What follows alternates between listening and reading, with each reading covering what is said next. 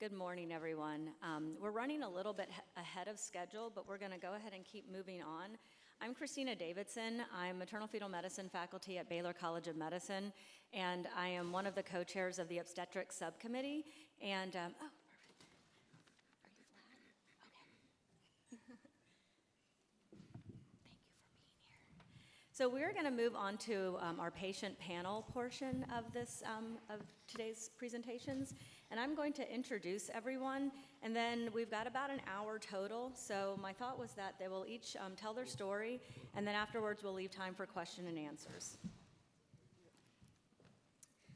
So Leah and Vlad Barancu, am I pronouncing it correctly? Yes, ma'am. Barancu, have been married for a little over 5 years and are proud parents to 3-year-old twins Lucas and Sarana. While pregnant, Leah was diagnosed with HELP syndrome, which, as you know, is a complication of preeclampsia, and she delivered the twins prematurely. And she then went on to have a very complex and prolonged postpartum course.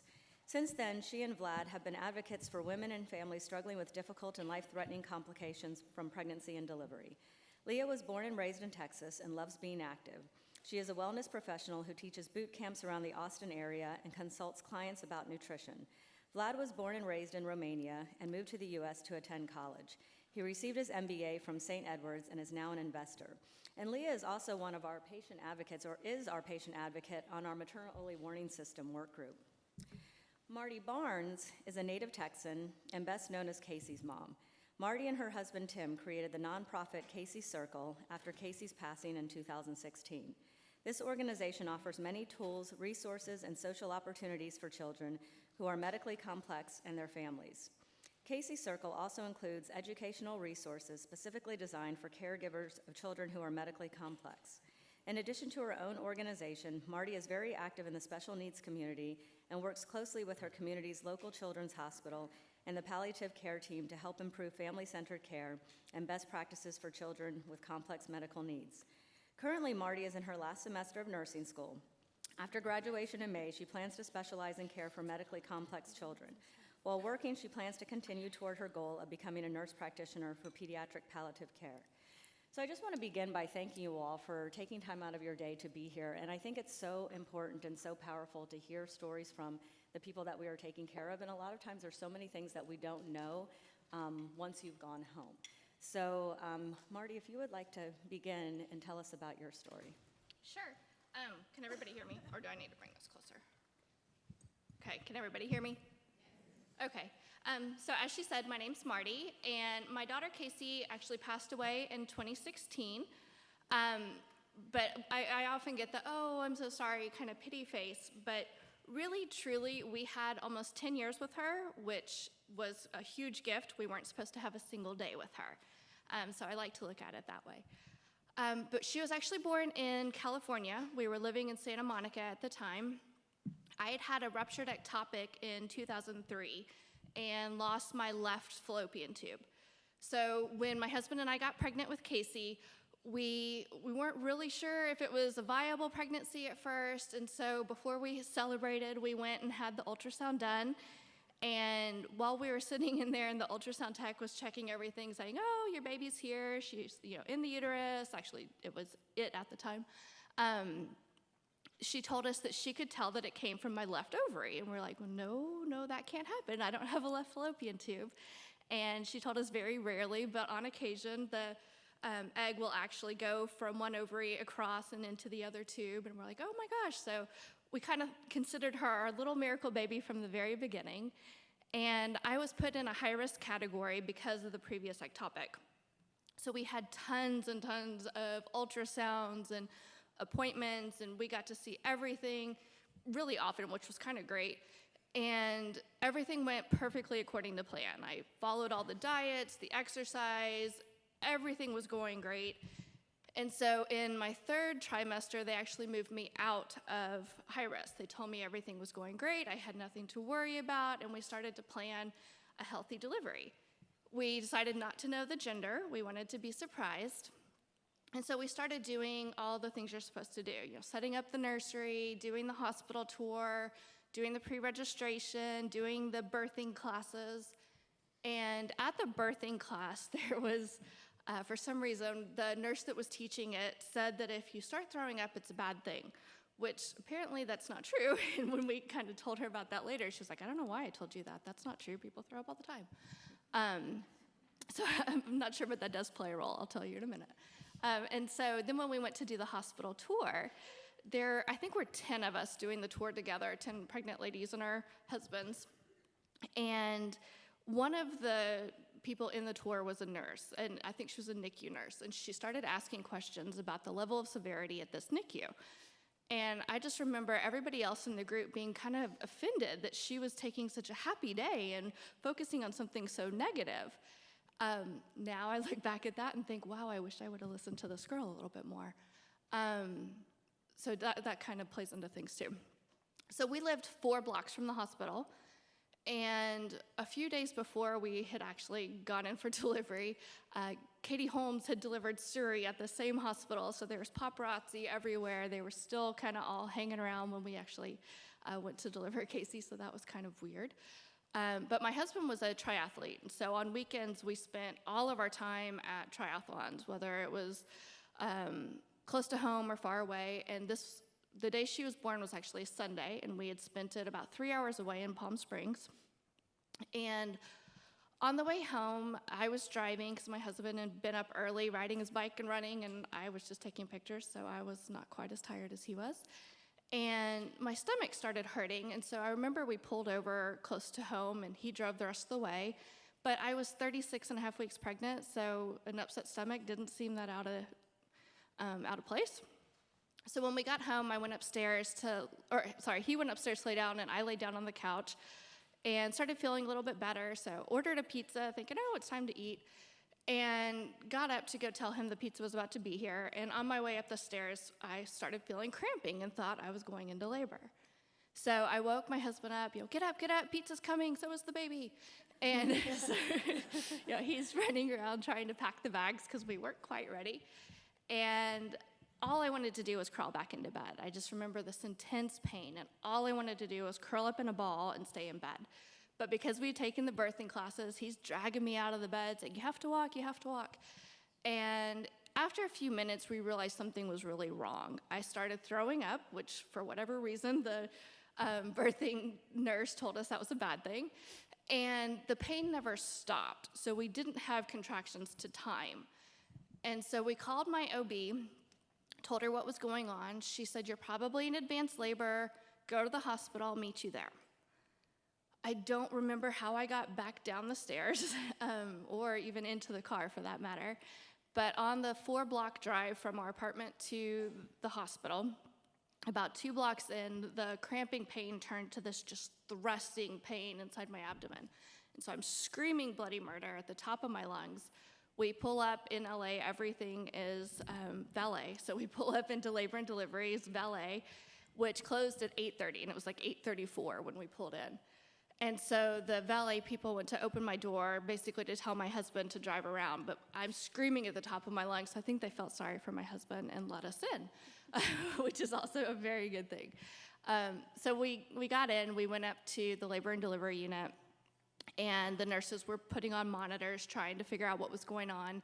And at first, they could not find a heartbeat at all. Once they did finally find the heartbeat, they could tell that the baby was in distress, and so they started prepping me for an emergency cesarean. They whisked me away and told my husband to put on the scrubs and all the stuff that the husbands are supposed to be wearing, and they told him to wait in this waiting room and that they would come right back out for him. And with me, when they got me into the OR, they told me that as soon as my doctor arrived, that they were going to put me under. And about the time that they told me that, I heard my doctor say hi, and I was out. So I was not conscious for the birth of my daughter. My husband, when I hear him tell this story, it still breaks my heart. But he was in the waiting room where they told him to wait by himself. He didn't want to call up his friends because he thought he was about to be called into the OR. And he was in there for over an hour just asking, what's going on with my wife? Have we had a baby? Can somebody tell me something? And they just left him there because they were a little busy with me in the other room. But what had actually happened was I had a uterine rupture, which usually when you hear that, you think of a small tear in the uterus. But at some point, she kicked it just right and split in half. So if you picture the eggplant, chop off the top. When the uterus split in half, Casey and the placenta actually left the uterus, and so the thrusting pain that I felt en route to the hospital was actually her leaving and just entering my abdominal cavity. So when they went in to get her, I lost a lot of blood. She lost a lot of blood. She was a full code, so she was behind my liver. They pulled her out. She had gasping breaths after faint heartbeat after 5 minutes, gasping breaths after 10. She was intubated, rushed to the NICU. They sewed me back up and took me to the ICU as well. I remember waking up, not pregnant anymore, but I had no idea if I had a boy or a girl. I had no idea if the baby was healthy. I had no idea where I was. I just wasn't pregnant anymore and in this new strange room. My husband and the nurse saw that I woke up. They came in and told me that we had a little girl, which was exactly what I wanted, so I was thrilled about that. But then they proceeded to tell me that she was not expected to survive the night. And so from that moment forward, all I wanted to do was get to her bedside. I didn't care about my own health. I didn't care about anything other than I needed to get to my baby girl and be with her for however much time she had.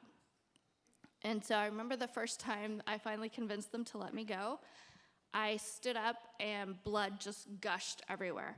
And so they put me back in bed and told me I wasn't going to go anytime soon. I just kept begging and begging and begging, and they finally let me go in, but they took me in a wheelchair. And when we went into the NICU at the hospital where she was born was a very small NICU. It was just a little 8-bed unit. Most of the babies there were just feeders. You know, they were a little bit premature, had to work on feeding, maybe had to work on a little bit of respiratory, but they weren't involved. And so they kind of warned me before I went in that what I was going to see was going to be traumatic, but there's really no warning. After we scrubbed in and made the corner, I could see the bed off. She was kind of in the middle of the unit, and there were tubes everywhere, and she had so many tubes from head to toe. And as a mom, I'm in nursing, so now I'm a little bit more medical, but at this time I was a computer nerd. I didn't know anything medical. And the mom and me just wanted to go rip all those tubes off, rip everything off, pick up my baby, and run away and pretend like none of this ever happened. But then the other part of me that knows nothing about medicine at the time is terrified. I don't want to touch her. I don't want to hurt her. I don't want to make it worse. And you're just so overcome with emotions when you go into a situation like that. And the nurses did an amazing job of explaining what was going on, what all the different tubes were for. And this was in 2006, so this was before smartphones, this was before social media. Medicine has made a lot of changes since then as well. And so the goal when they got me into the NICU was to let me hold her, because again, everybody thought that she was going to pass at some point during that night. And so they told me that I could hold her for up to a minute, but they had to bag her while I was holding her, because at the time, the way that the ventilators were set up for the NICU, they couldn't keep her on the vent, so they had to hand bag her. And I just remember when they put her in my arms, I knew that was not going to be it. There was a lot more to her story, and I knew that in my heart. And so I vowed from that moment on, as long as she wanted to fight, I was going to fight with her. And we had a lot of really negative medical encounters in that first year, where we had a really hard time finding specialists that wanted to treat her. A lot of people told us that she was a vegetable, she was never going to have any kind of quality of life, we needed to give up and walk away. And we just kept fighting and kept fighting and kept fighting until we finally found a team that was going to be realistic with us, that yes, it's a very severe situation, but at the same time that they were going to help us give her the best quality of life that we could possibly give her. And so she had no gag, no suck, no swallow, which put her at constant airway risk. That's a mouthful. So we had a lot of pneumonias throughout her life, a lot of aspirations. She had a lot of physical deformities, just from the way that she was breathing. She was very pigeon-chested. We had no nonverbal, non-mobile, so, anywhere she went, we had to carry her. Everything was custom. She had a lot of stiff joints, so her legs were straight, her arms were straight, and she got her dad's height, so he's 6'4", and she was quite tall. She was almost as big as me, almost 10 years old. So carrying her around kind of looked a little funny when I would try to pick her up, but I made it work. And so, yeah, we learned how to just kind of modify the rest of the world to fit her into it. And with the help of palliative care especially, we were able to put her in dance, Girl Scouts. She loved going swimming and going to the movies. She had tons of friends. She was all girl, all diva. And it was an honor to be her mom, and those 10 years were a gift that I am extremely thankful for. And I'll let you tell your story. Thank you so much, Marty.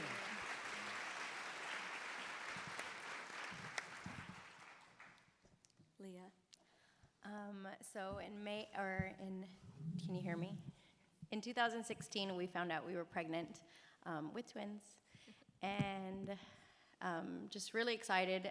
Had high-risk doctors just because I was pregnant with twins, and everything was pretty smooth for most of the pregnancy.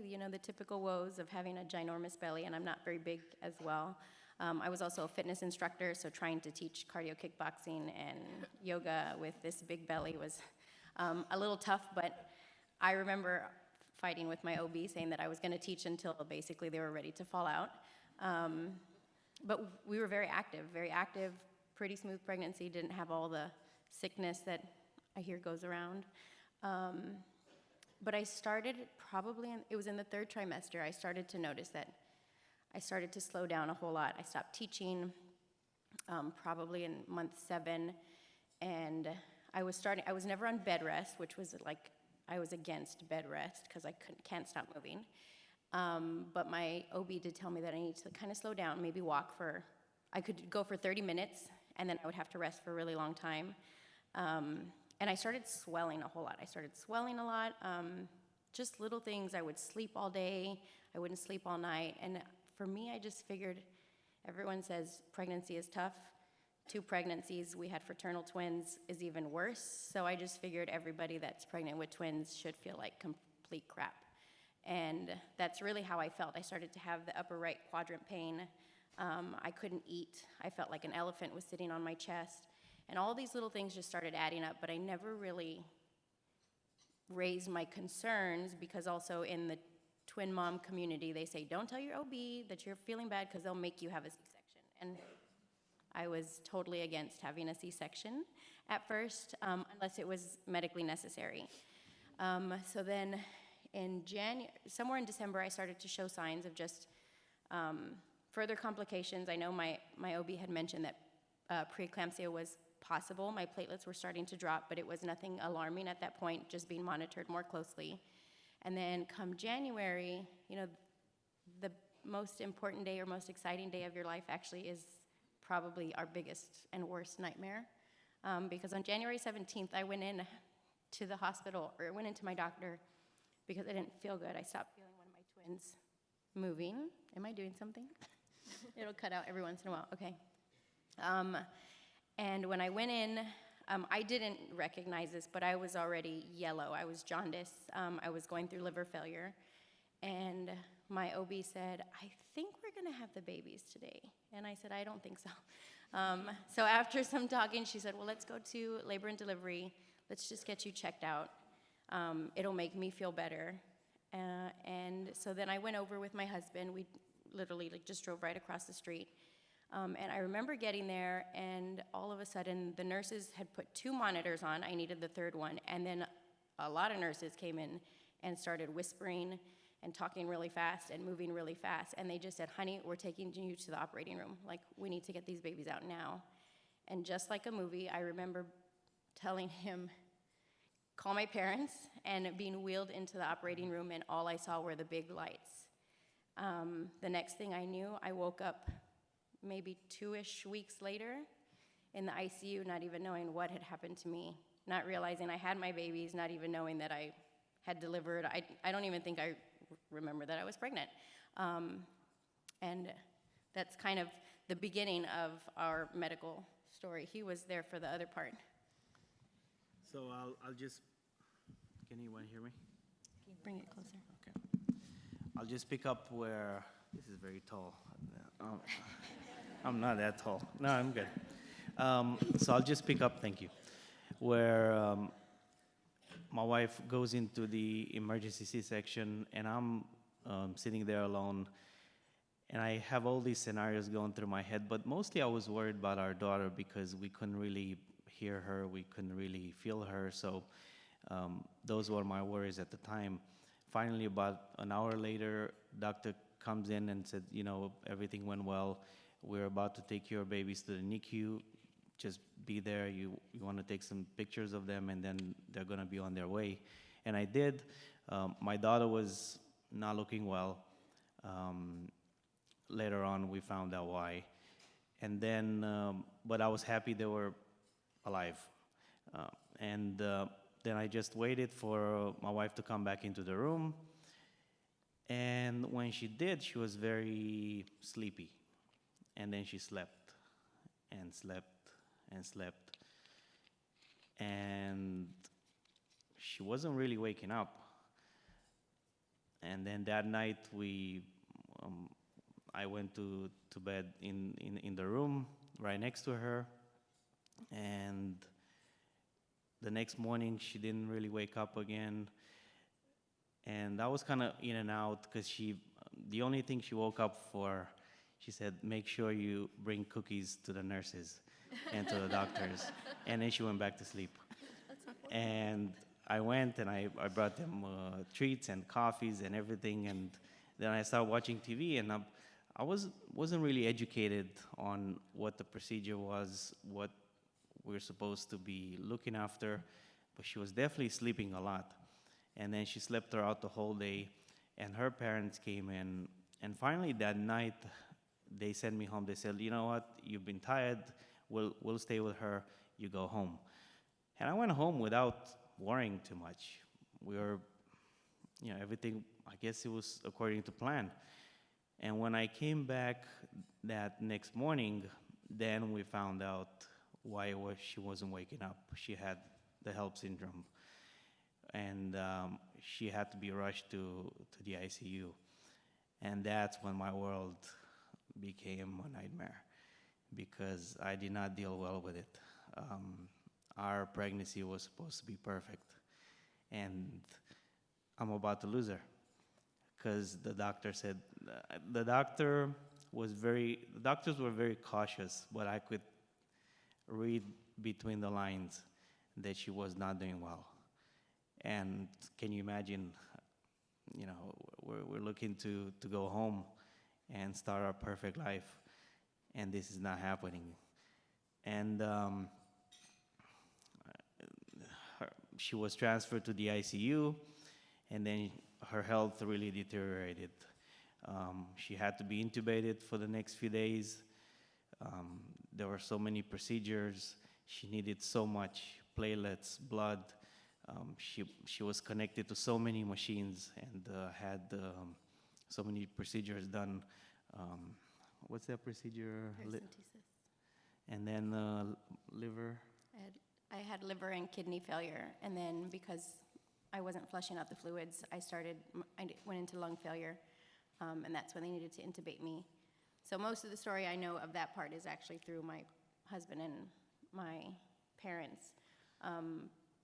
But through all of that, I also I had sepsis because of the organ failure.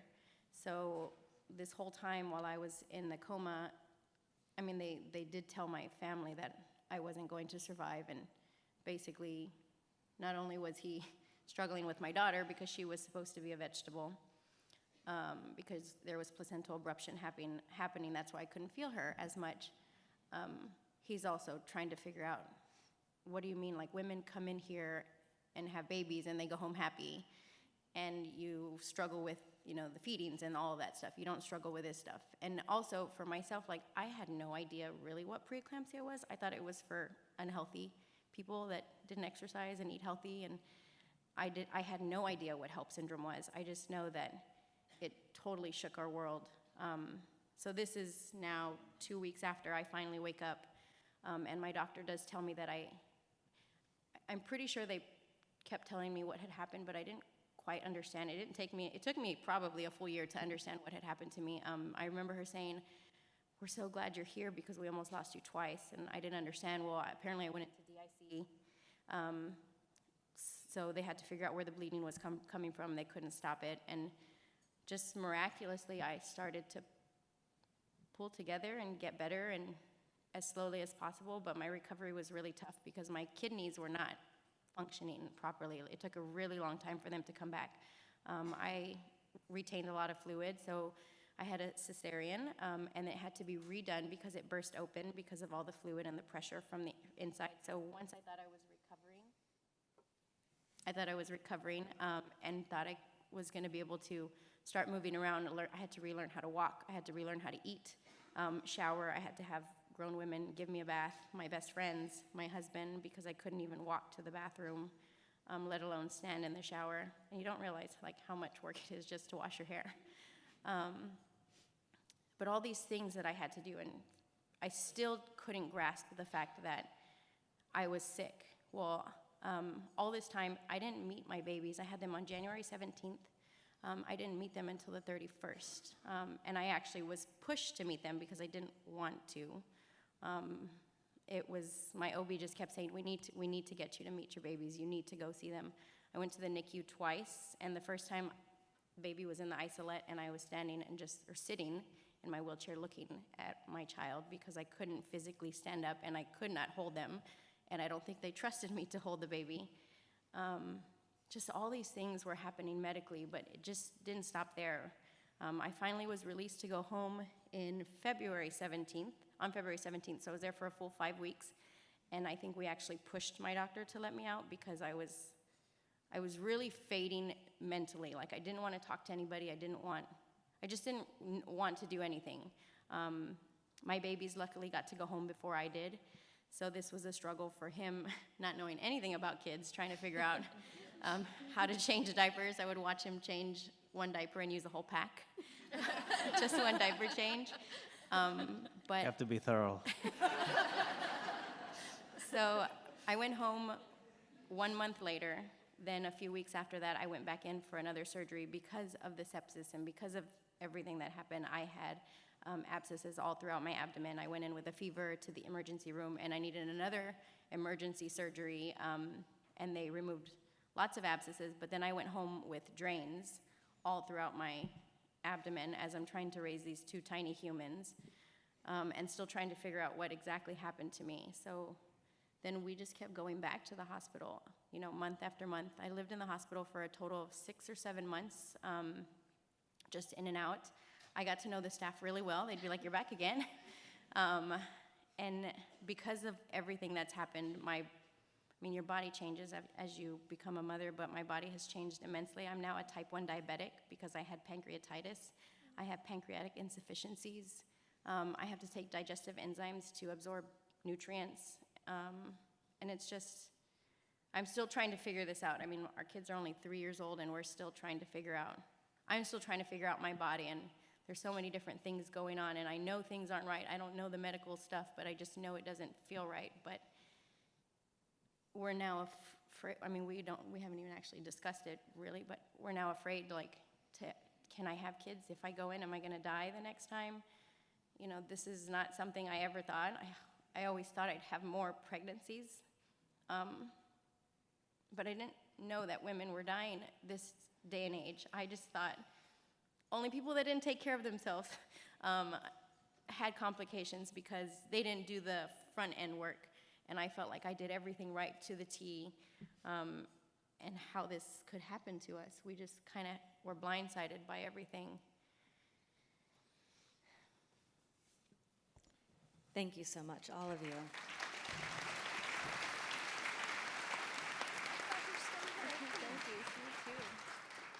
Thank you so much for telling your stories, and it's just so humbling and eye-opening when we hear the perspective. And I've been able to hear Leah's story before, and I know, as you mentioned, that this is an ongoing journey. And if you could even talk a little bit about how did you ease into being a mother after all of this happened?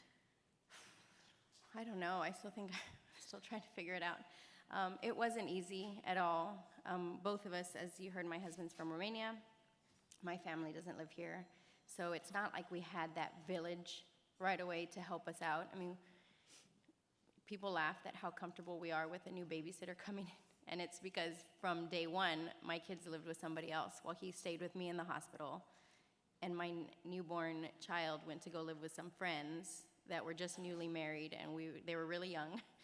And we were just like, we just hope that everything ends up for the best. And it's a learning process. I mean, it definitely took a mental toll on me because I was trying to raise these two babies and do everything, and the exhaustion. I mean, I had to focus on healing myself, and he had to focus on taking care of babies, going to work, and helping me all at the same time. It was very stressful, and for the first 2 years of life, I just was going. I don't even know what was powering me. I was just kind of coffee, I think, just hoping. And for the first month or so, people would come and visit, and they wanted to hear the story, and it got kind of exhausting telling the story over and over and over again. But they wanted to see the kids. No longer did it become, and anybody that's been a mother, you realize, you're kind of, now that you have babies, you did a great job. But that was the time that I really needed the help. And I'm very stubborn, and it's hard to take help and to say, I need you to wash my clothes, but I really needed people to just step up. Some people would come in and bring meals and do stuff like that, but we needed more. And it took a toll on our marriage. It took a toll on our family, and just, even my mental health. Just last year, I actually barely started seeing a therapist, which I probably should have done from day one. But growing up, talking about your problems is not, that's the way it is in my family. You don't have problems, you don't talk about them, you don't air your dirty laundry, you don't need help from anybody. And I realized that it was because I love my kids, but I didn't want to be around them. Every time I was around them, I was not paying attention to half of the stuff they did. I've lashed out because we're trying to get dinner and everybody's sitting there, and I'm still trying to figure out how many units of insulin I need to give myself, or what do I need to do, and it's a whole new lifestyle for me. It's just something different that I didn't sign up for, and it's not fair to my family that I'm this way because of something that happened. It's out of our control, but it's hard to figure out family life, especially with kids. They're constantly changing, and with two, they're exhausting. Very exhausting. I love them, but they're exhausting. And it was on both ends, I think, because we both had some sort of PTSD after all this, because I remember it was like a year later, and I would be so wired into something being wrong that every time I would hear my name, I would jump. And I remember I was doing dishes, and my wife says, honey, and I just looked up, and I'm just zooming into what's going on, and she's showing me my daughter in her new dress, and she looks gorgeous. And what I did was, and I'm checking out for what's wrong, and then my mind says there's nothing wrong, and I went back to doing dishes. I didn't even see it. So I was so wired into stuff is wrong. There's always something that will go wrong, and it's about to go wrong because it has been. So we weren't really enjoying being parents for the first 2 years. We're just probably a year ago we started enjoying them more and watching them grow, and it's an amazing experience. But we didn't really. I don't think we're capable of seeing it. That 2 years is a funny marker. I talk to a lot of parents, and myself included, the 2 years, it seems like I always refer to them as my dark years. But yeah, you're in survival mode for those first 2 years. We were suctioning nonstop with Casey because she, couldn't manage her airway. And we didn't sleep for 2 years. We didn't focus on our marriage for 2 years. We didn't leave the house together. Somebody was always taking care of Casey. And for some reason, it's 2 years that everybody seems to really hit.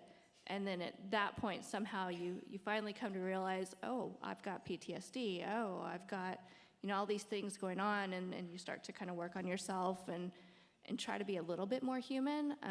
But still, it's like you said, it's scary. You're always waiting for that shoe to fall. Mm-hmm. Yeah. It's a hard thing.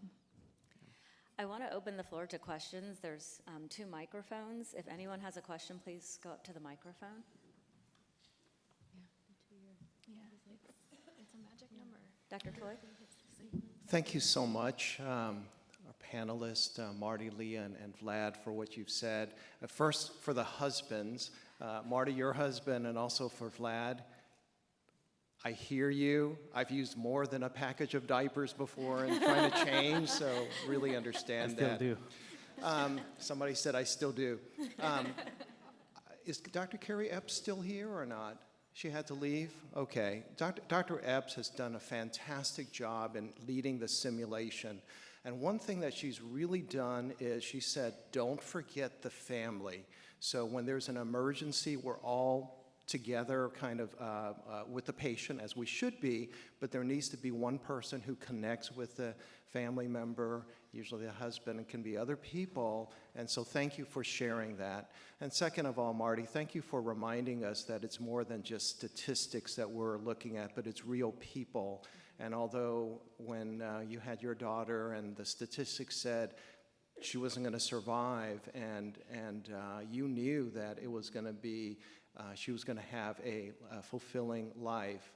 And, we, in terms of the quality area, we always choose outcomes that are meaningful, measurable, and reproducible, et cetera. But when it comes down to it, it's human beings and it's people. I think that we have to remember that, because when it comes time for us to advocate on behalf of our patients, to our legislators, to our hospitals, and whoever it might be, to our communities, this is just a little bit of a commentary. We just have to look at where the research dollars are. The research for women is far underrepresented as compared to men. And for ones and minorities, far misrepresented and far lower. And we really have to change that. And we don't want to make anyone feel guilty, but at the same time, we have to say we have a big problem and we really need to recognize and to fix that. Question for our panelists. How can we partner together and help to mobilize all of you and other patients and families as well, and join together so that way we can reach, for example, to our legislators and to other people and saying, hey, this is a big problem, we need to really address it, and we can't just sweep it under the rug. I wish I had the magic answer to fix politics. I don't. I don't think anybody has the magic answer to fix politics. But there are a lot of parent groups now. When we had Casey, there wasn't a lot of social media, but now when I meet new families, when they've got a diagnosis or where they've got a NICU stay, we really encourage them not just to Google their diagnosis, but to Google their diagnosis with the word support group or success stories or parents. And they can find their way to a lot of other parents, whether it's local, global, there's all kinds of different organizations that bring the parents together. And a lot of those organizations are going and they're talking to legislation and they're trying to change things. There's one here in Texas called Fragile Texas or something. I don't have it off the top of my head, but they are constantly down at the Capitol trying to make changes for our kids.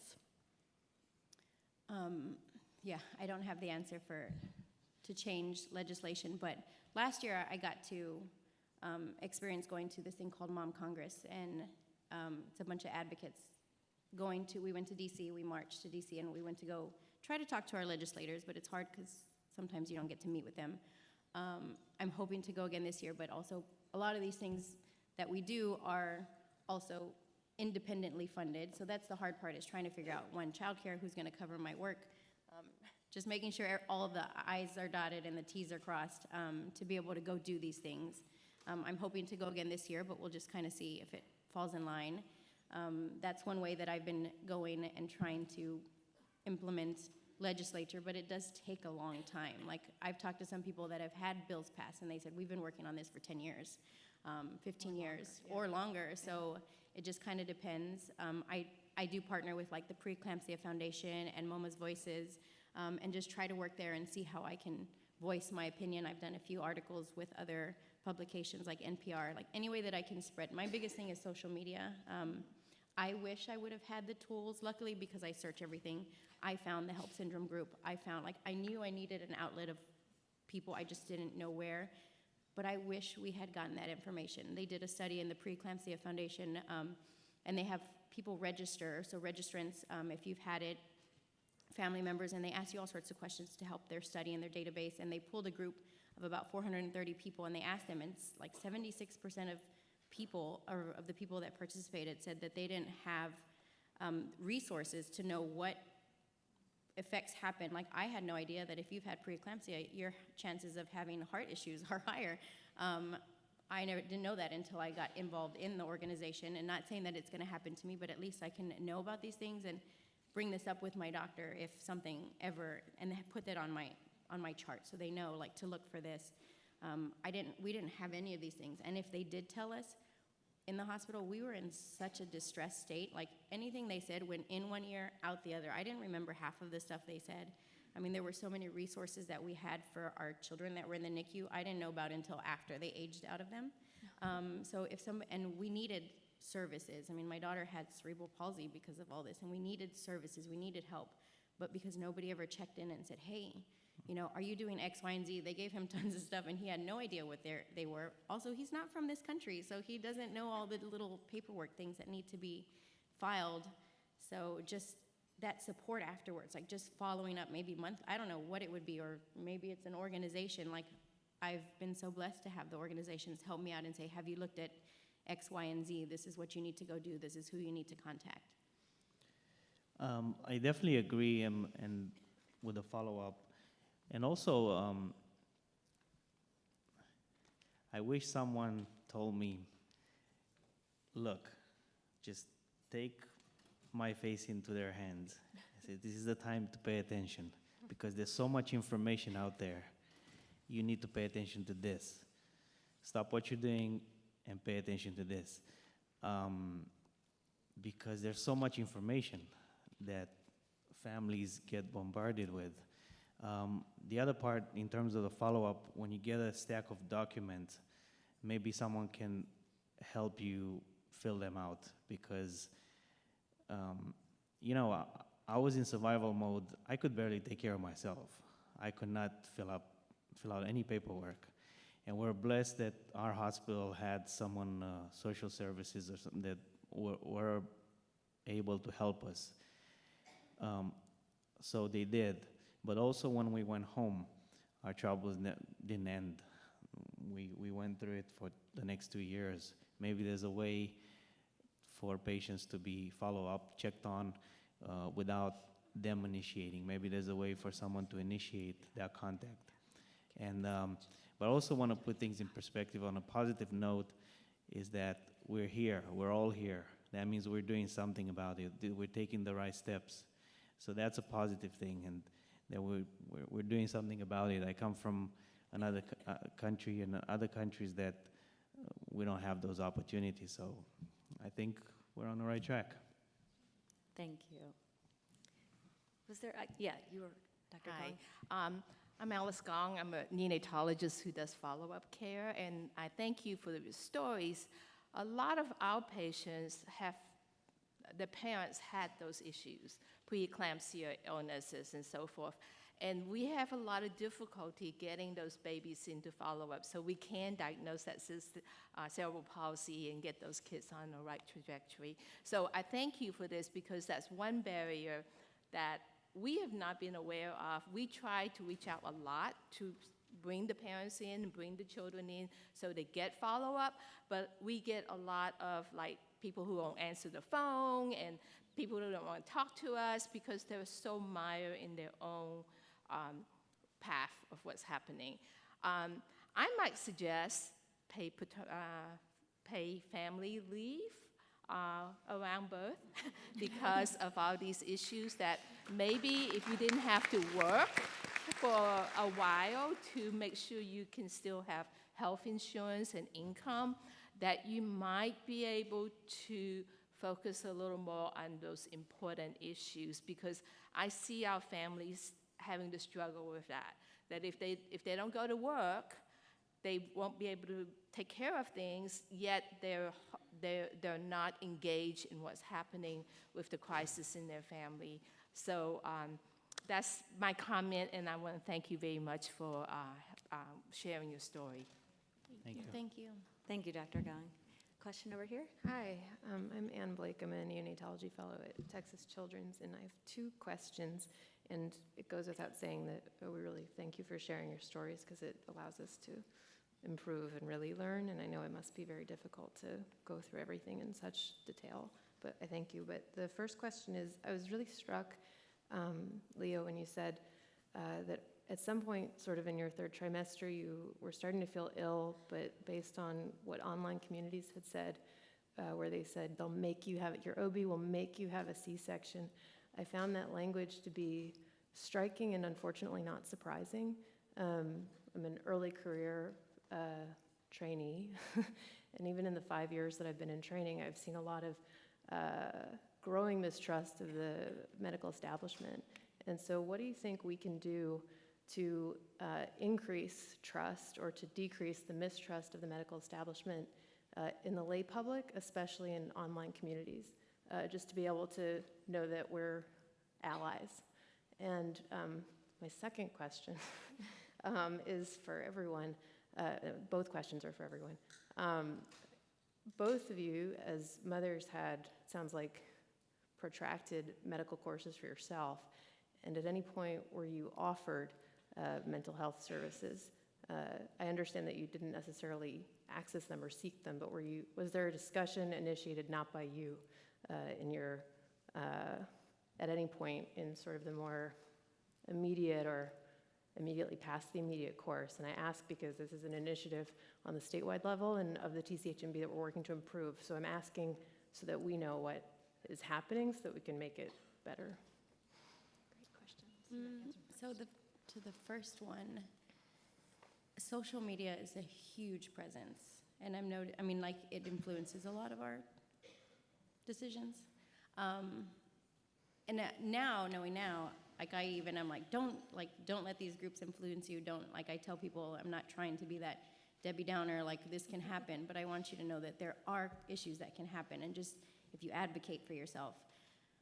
I don't really know, because it's a platform where people can speak freely and are driven by emotions. I don't know if like in some of the groups there was a medical professional in you can't be in every group, obviously that would be exhausting, but in some of the big like coalitions or the big groups, having a medical professional and saying that, I knew, my doctor was not like that at all, my OB. I knew that she was 100% on board with my own personal plan and said a cesarean would happen if your life or the baby's life was, if we needed to. But if you want to push those babies out, go for it. I remember she just kept saying, that's up to you. But I still allowed that little influence, because you feel like, well, she doesn't know because she hasn't had twins.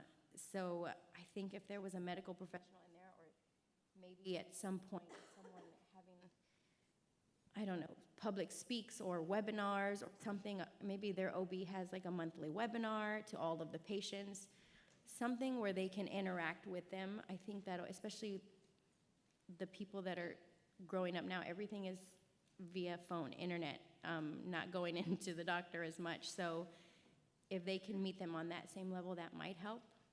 And then the second question, I already forgot what it was. The second question was, were you offered mental health services?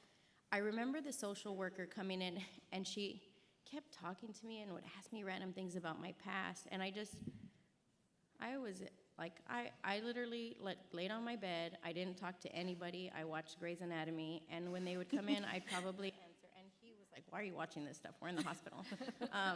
It's way more drama, but it's just, I would answer the questions, but now I know why. She was kind of screening me to see, but nobody ever said, let's get you to talk to this. My OB did say, well, would you like to talk to this,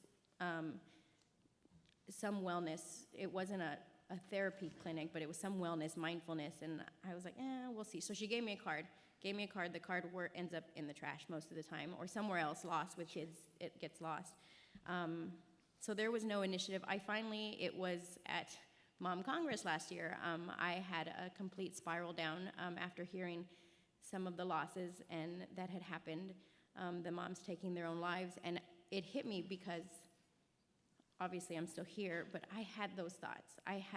That I just wish that this next time I went into the hospital that something would go wrong and the anesthesia would be so off that it would just take me under. Or I remember telling him, like, sometimes I just wish I could crank up my insulin, and I don't have those thoughts anymore, but they were. Or driving. What if I just let go and run into this truck? It would be easy. And I didn't remember those thoughts until I heard the stories, and I knew I needed something because I wasn't being the mom that I could be. I wasn't happy. I wasn't who I used to be, and I wanted to change that. I just didn't know how. And I was really afraid to find a therapist, and it is really hard to find someone, especially if you have very specific things that you wanted. I wanted her to understand family, and I wanted it to be a female that has had babies, so she understood. So I just had certain criteria, and it was a lot harder to find one, and it took a while. I was on a wait list for a while. And what if during that time that I was waiting is when the bad stuff happened? Like, there needs to be more access to it, or I don't really know exactly how, but it was not confronted to me. I thank you so much for sharing those thoughts that are deeply personal, and I think it speaks to the fact that we need to do a better job as the primary providers instead of relying on referrals, about having frank conversations about how you're doing. So I think that's tremendously enlightening for us, so thank you. And I want to be respectful of people's time, but since I'm not a tweeter or social media person, I wonder, do you think that moms would respond to a verified social media group, just in the same way that public figures have, like, this is an official group of whatever, this politician or whatever? Do you think that moms would hook into an official group moderated by physicians? I don't think so. I think you would actually kind of have the opposite effect with that, because a lot of times it's like, I don't want to hear from a doctor. I want to hear from a mom. I want to hear from a friend. So I get where you're coming from there, but I don't know that would work. I think her idea of having, webcast or, even just phone calls where, a doctor can actually reach out to all their patients that are interested in a topic, I think that's a great idea. I've never heard that, but I love that. But yeah, I think it would actually have the opposite effect. Thank you. Over here. Can you hear me? I work in Austin, and I work in a healthcare system that has rural outreach to a variety of different rural communities in Central and West Texas.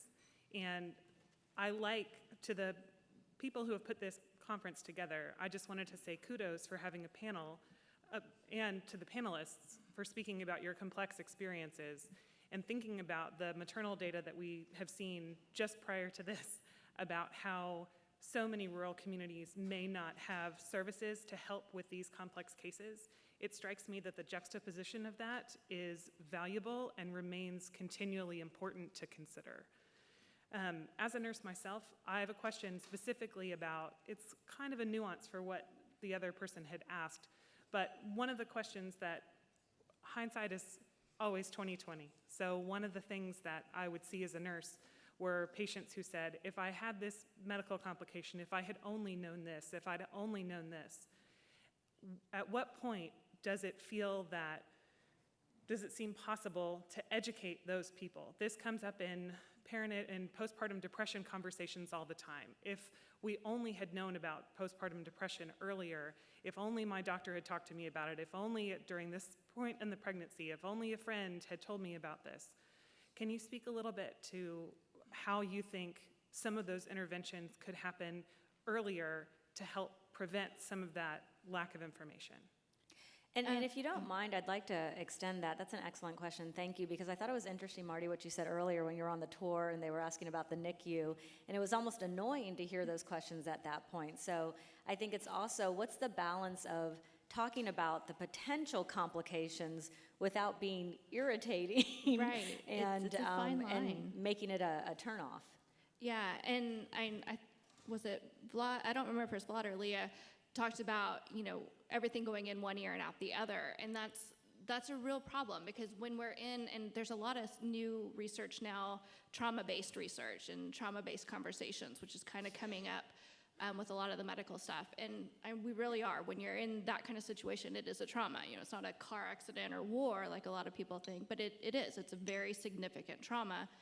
And so trying to find the right point where we're not in survival mode, but we're actually receptive to learning is a really big thing. And so everybody's going to be at different places at that. And so, I know 2 years is kind of a golden number with PTSD and a lot of the, complex births that we see.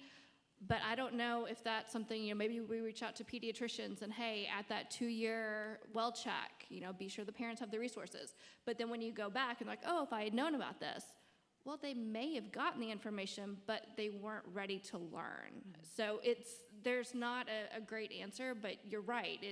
It's one of those things we wish that there was a way to get them into their head. Maybe it's something if the birthing classes, maybe at that point, they can have kind of a quick little, hey, I'm not going to go into all the details, but here's some resources. If you find yourself in a traumatic birth, there's resources to help you. And maybe at that point, because at the birthing classes, we're all about learning. We can't take in enough information. Tell me everything. So maybe that's the right point to start the conversation. I agree, because we were kind of going back and realizing where we went wrong. And we had the period of denial where nothing is going to go wrong. So at least I haven't really thought about any alternate scenarios. Things are going to be right, and we're going to go home, and just like we see in the movies, we're going to go home and we're going to have a great life. So I wasn't ready to learn. I made a bunch of mistakes along the way, before, during, and after. And the solution to, it was a question earlier, I think the solution is us, in the end, to be part of those groups, because we have, I guess, trust, because we went through it. And we can tell people, hey, this is what happened to me. I'm not telling you that's going to happen to you, but be careful about this. And I'm not a doctor, because I guess doctors are not really invited there, but you have, you have that trust because you went through it. And I think in the end, kudos for these two moms and all you out there that are part of those groups that can educate people, because I think it's up to us now to get the ball rolling, to educate others through our experiences. And I know I say if I had known, I was a researcher. I had like 5 books on pregnancy and every blog, but then I got overwhelmed with all the information. And you only want to see the cute stuff and the happy stuff and the outfits. And when I go into my pediatrician's office, I have all these little dry erase sheets that I have to check off, but I actually answer them. And I think maybe if there was something like that, like maybe at your OB's office, like, do you know about these complications? Do you have any questions? Because I remember I had tons of questions, and I would write them out, and I'd get to the office, and I'd be like, I'm feeling great. Like, I just wanted to hear the baby's heartbeat, and I just wanted her to say that you look good. Keep up It the was good like, work. yes, all of a sudden, like, your mind goes blank, and I don't know if it's that whole, because they're the superior, they're the doctor. Maybe I just forgot the pregnancy brain, I'm not sure, but there's so much stuff happening. And while you're in the waiting room, for some people it's for a really long time, like having them fill out some questions, and then when they turn that in, okay, let's talk about this, or has anybody talked about complications that can happen? Okay, and now looking at their charts, I'm pretty sure you can kind of tell some sort of things. Like my doctor said, I think you're leaning towards preeclampsia. She could have talked more about it, and I just assumed that I knew. And maybe I was like, oh yeah, I know what that is, but I really didn't know what it was. It sounds like, remember in my head it was for unhealthy people. Like that's how ill-prepared I was, and with all the research and reading that I did. So a way to get to people in multiple ways, I think, because in the, like what to expect for expecting, preeclampsia is like 3 sentences, 2, and help is 1. So I remember looking at it and just kind of skimming over it like, okay, I don't really need to know about that. Thank you for your insight. There's a question over here. Good morning. Thank you for your stories. I was curious, you had spoke a lot about the couple when you were in and out of the hospital and you really didn't have a huge support network. And Marty, that may have been somewhat the case for you as well. I work with the organization Black Mamas ATX, and we do doula services. And so we have moms that end up in similar situations.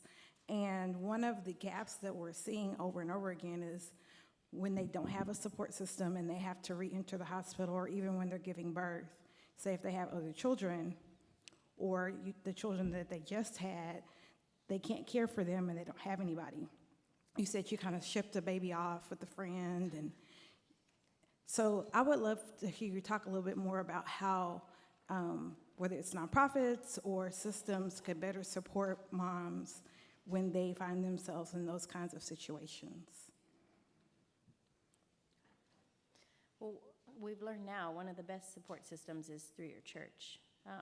We definitely weren't as well connected then, but realize how important it is now, because now we have multiple resources. But going back to the finances, like I stopped working before I had the babies, and nobody would have employed me as sick as I was.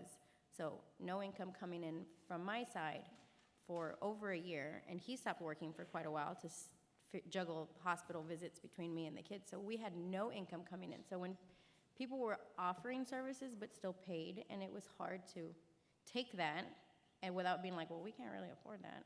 I don't really know what could help.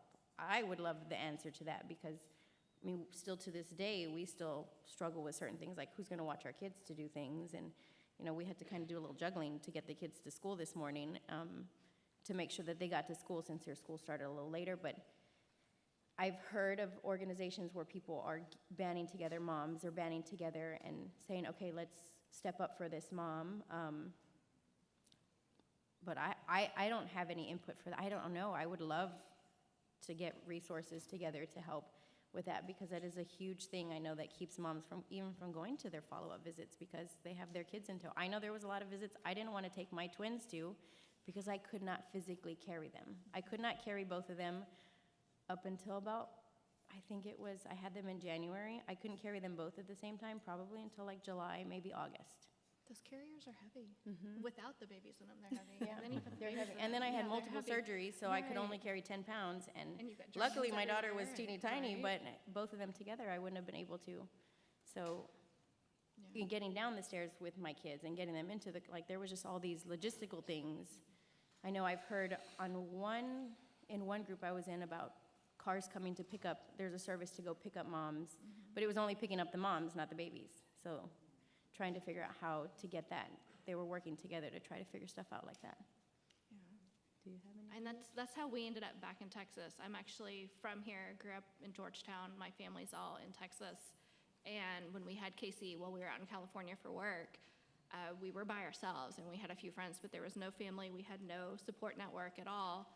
I remember Casey might have been about 7 months old, and I had horrible pain, had to go to the emergency room, and I remember not wanting to go because who was going to take care of her? You know, my husband had to work the next morning, and so I was always up all night with her. But I left, and I drove myself to the hospital, ended up having to have my appendix taken out as an emergency surgery. And I just remember I'm calling the house every 30 minutes because my husband's really bad about falling asleep. And I'm like, you've got to stay awake. You've got to suction her. You've got to stay awake. And so I would call every 30 minutes until they took me into surgery. And as soon as I woke up after surgery, I'm like, I've got to go home. I've got to go home. And they're like, no, you're not going anywhere. I'm like, yes, I am. And then I remember when they finally discharged me, they insisted that somebody come and pick me up. But I'm like, my husband can't come pick me up. He's at home with our daughter, and I have the car. And I ended up somehow walking home because I agreed that I wouldn't drive. And then I had to stay with Casey while he walked back to get the car. And luckily, we were just blocked from the hospital. But yeah, it's really difficult to do when you don't have a support system, which is why as soon as she was strong enough, we moved back to Texas where family and friends were. It's a challenge. I think this will probably be our last question over here. Okay. Marty, you'll have to forgive me. I forgot or don't remember whether or not you said you had an income compromise. So this question might be largely for Leah and Vlad. But during the time that you were, neither of you were working or definitely had an income change, as a newly diagnosed diabetic mom, right, learning everything that there is to know about diabetes, did anybody ever refer you to the WIC program? Did you ever hear anything about the WIC program?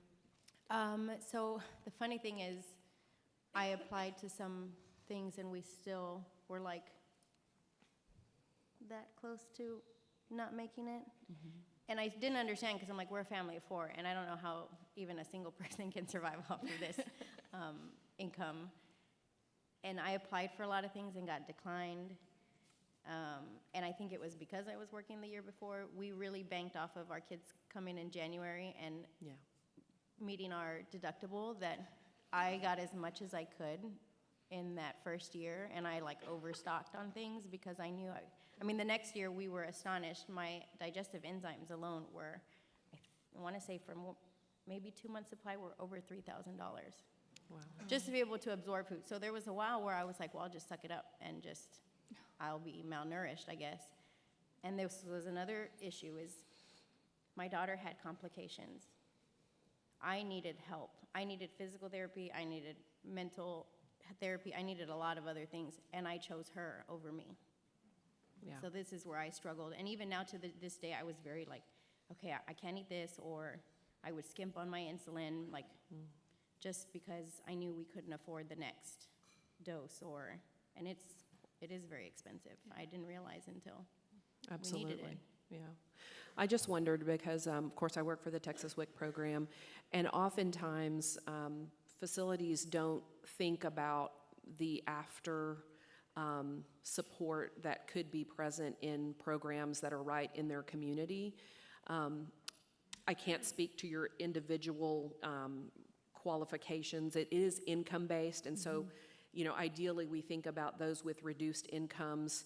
Sometimes we think about it from a provider standpoint and making referrals. We think about it from a standpoint of what did they show up to the what financial situation did they show up to the hospital in, and does that qualify them? But sometimes the hospital stay or the situation from moving forward puts them in a category that where they could qualify. And we have dietitians, and we have lactation consultants, and we have, you know, community referrals to other groups and resources within a community that I just want all the providers in the room to think about, because sometimes, and we know it, the WIC program gets a bad rap. We know that, you know, we're not always thought of as the lactation program or the community referral resource program, but we are.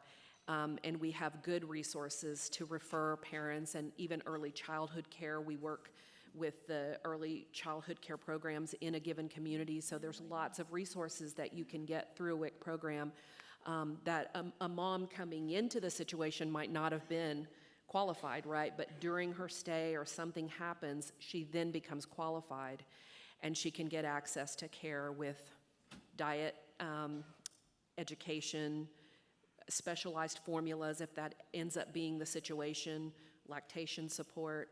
So I just wanted to put that out there and ask that question.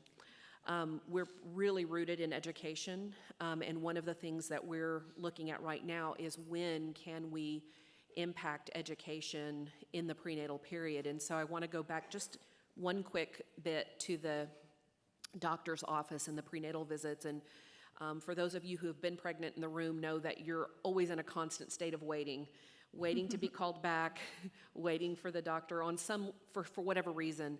And I feel like that's a really critical time because we're sort of captive in the office or we're captive in the waiting room. And so WIC is looking at opportunities to develop teaching packets for doctors to distribute or to use. Just from your perspective, and this would be for either of you and Dad too, what we know about our moms that we survey, our WIC moms, is that, everything is digital. So do you think it would be more effective or maybe more engaging for you to be handed like an iPad with information, and they say, do this, and then turn it back in, and then that would capture your information and formulate it for us? Do you think it needs to be a combination of digital and a handout, or? So I've been to some appointments where they have given me iPads, and yeah, I think that's great. It's so much easier just to push a few buttons. I want to kind of talk a little bit about what you're talking about first, though. WIC is a great program, and there's a lot of other income-based programs in the state, which are all wonderful. But one other thing that we were fortunate that my husband had a really good job, and so when I quit working, we were still able to meet all of our needs. But we were spending a lot of money out of pocket for the things that weren't covered. And one of the things that most states in the country have is Medicaid waiver programs. If you guys are not familiar with those, definitely look into the Medicaid waivers. And those are not income-based. Those waive the income of the household and actually look at the child. And so when you have a child with a lot of needs, whether it's CP or autism or complex medical needs, you can fall into these Medicaid waivers where you actually get Medicaid as your secondary insurance that helps cover a lot of those out-of-pocket expenses. So just another thing to kind of throw out there to be sure you guys all are telling your parents about, because there are wait lists. And I just want to say, it sounds like a theme of the, I'm sure we could probably ask you all questions for the rest of the day, but a theme of what's been discussed is I think there's a lot of resources out there that a lot of us don't know about. And so with so many people being here today, I think it's an excellent opportunity to connect with people that maybe we don't normally get a chance to network with.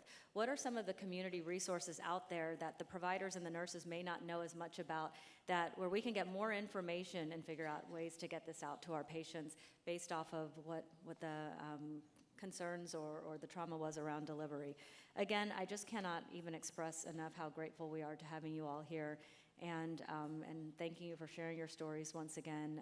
And I don't know if you all are going to be around a little bit longer, if anyone does have any other particular questions. But again, thank you so much for your time. If we can give them. Thank you for having us.